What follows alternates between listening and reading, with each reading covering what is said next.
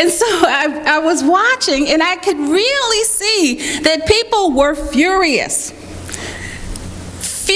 with this behavior. They were also furious with the so-called cheaters, not just the men, but the women, that they were calling the home wreckers.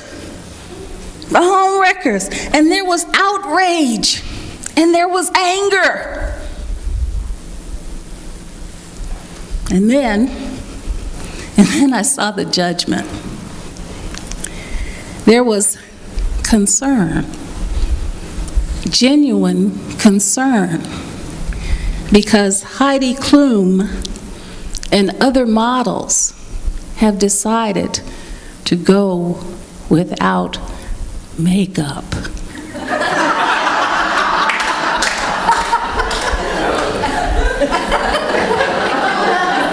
And to make matters worse, Jennifer Lopez has a new hairdo. She's wearing a beehive. What is she thinking? Now, I just came back from class, remember?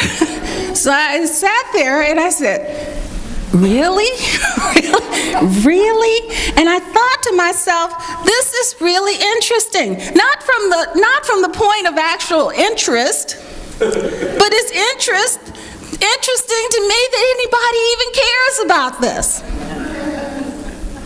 Okay. But then I thought to myself that these things could only make the news because someone is truly interested in this. These things could only be reported because there's interest. And I realized that one of the reasons that people are very interested in these things is because many people are living their lives vicariously through these characters. How can I live glamorously through Heidi Klum if she wears no makeup? How can Tiger Woods be this squeaky clean example of the fairy tale if he's cheating on his wife? So in watching these programs and the people and the panels that were lined up, I was amazed that there was so much venom. There was so much anger. There was so much judgment. There was so much hatred that was going on just on this one channel, because of what people are doing in their own lives.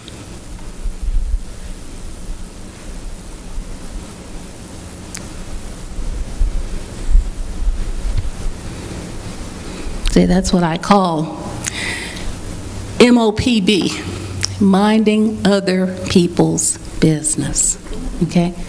That's what I call allowing other people to be a distraction for us.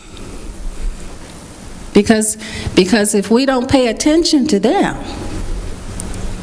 my God, we'd have to pay attention to ourselves.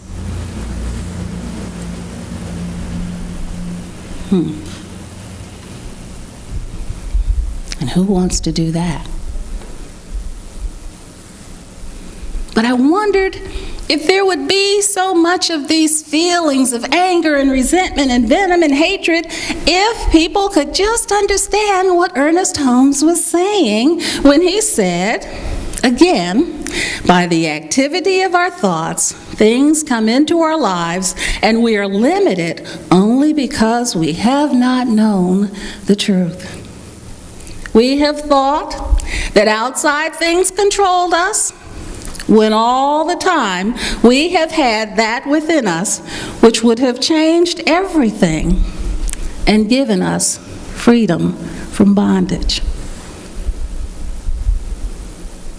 So in all fairness, I had to recognize without so much judgment, that what I was witnessing had value. Now, it had value to someone. It didn't have value to me, but it had value to someone. So I just passed it by. And I kept walking on my journey to today. And then there was a place where I stopped. I stopped when I heard something on TV one evening. I heard these words: Our scars remind us of where we've been. They don't have to dictate where we're going. Now I stopped there because I thought that was wonderful information. That was a place to stop and think. That was a place to stop and ask the question, how am I running my life?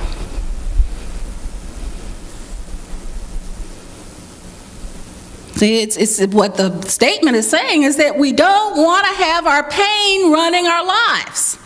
And I had to ask myself, are there areas in my life where my pain is doing the driving?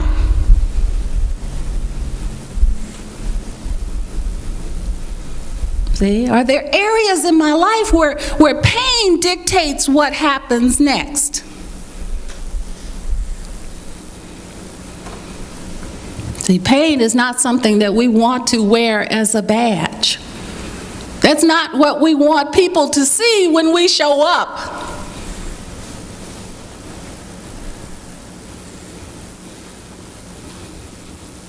See, pain is a very, very low energy, and we don't want to attract energy from that vibration.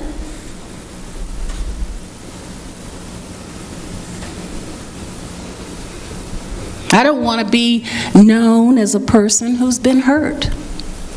I don't want that to be my identity. I don't want people to see me in that light.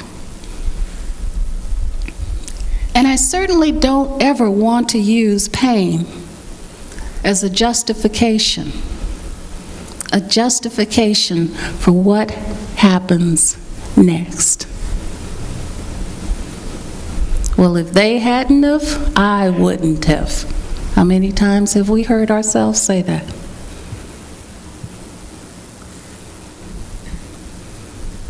See, there's that old saying that if you find yourself in a hole, stop digging. We don't want to go down any further. We want to start moving up.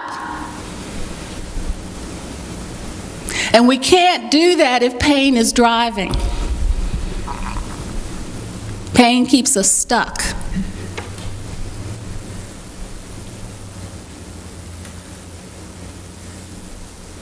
We're told that violence begets violence. If violence begets violence, what does pain beget? If violence begets violence, what does trouble beget? What does misfortune beget?